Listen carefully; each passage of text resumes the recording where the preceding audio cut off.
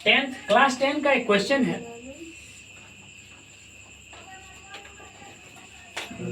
Math का जो NCERT का है। अब यहाँ कह रहा है एक्सरसाइज 7.123 का है। एक्सरसाइज 7.3 का क्वेश्चन है। कहता है उस त्रिभुज का क्षेत्रफल ज्ञात कीजिए जिसके शीर्ष 1 -1 -4 6 और -3 -5 है। हमें त्रिभुज का क्षेत्रफल ज्ञात करना है। अर्थात हमें क्या रहा है, एक त्रिभुज दे दिया गया है जिसका शीर्ष हमको दिया हुआ है। पहला का शीर्ष दिया हुआ, अगर मान लेते हैं इसका बिंदु A है, इसका शीर्ष दिया हुआ है 1 -1, और इसका अगर B है तो इसका शीर्ष दिया हुआ है -4 और 6। अगर ये बिंदु C है और इसका निर्देशांक -3 और -5 दिया हुआ है। अब यहां से हमको कहता है इसका क्षेत्रफल ज्ञात कीजिए। इसका क्षेत्रफल ज्ञात कीजिए। क्षेत्रफल ज्ञात करने के लिए सबसे पहले हमें त्रिभुज दिया हुआ है, त्रिभुज का शीर्ष दिया हुआ है क्वेश्चन के अनुसार से। हम लोग यहां लिखेंगे त्रिभुज ABC का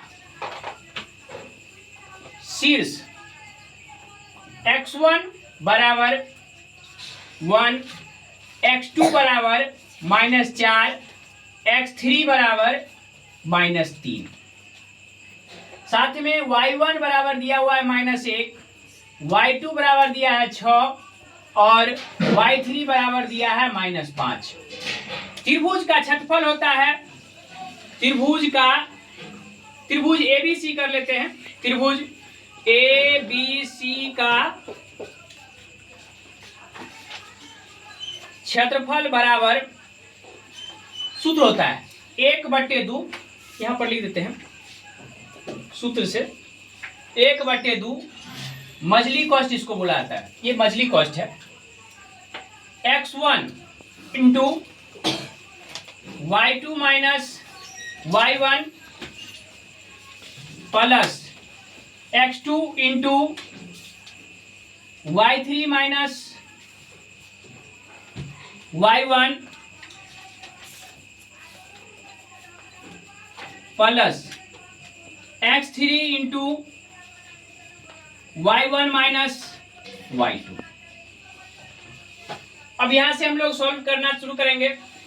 1/2 x1 का मान दिया हुआ है, x1 का मान दिया है 1 इंटू अब y2 माइनस y3 तो 6 माइनस प्लस 5 प्लस x3 का जगह पर है -4 इंटू -5 और माइनस प्लस 1 प्लस x3 का मान है -3 इंटू अब आ गया -1 -6 मल्टी कॉस्ट। अब यहां से आ गया 1/2, यहां पर आ गया, इसको गुना करना है। ये होता है 6 5 11 और 1 से गुना करेंगे तो 11 एकम 11 प्लस ये -4 है और यहाँ पर घटाने के बाद -4 बचेगा। -4 और -4 को गुना करेंगे तो +16 होगा और यहाँ माइनस है और ये -7 है, -1 और -6 तो -7 हुआ और -3 को गुना करेंगे तो माइनस प्लस और 7 किया 21। अर्थात हमें मिल गया 1/2। अब सभी को जोड़ लेते हैं। 1 6 1 7 1 8, अब ये आ गया 2 1 3 और 1 4 यानी कि 48। अब 48 को 2 से भाग देंगे तो 24 दूना 48, अर्थात ये आ जाएगा 24 मात्रक, वर्ग मात्रक,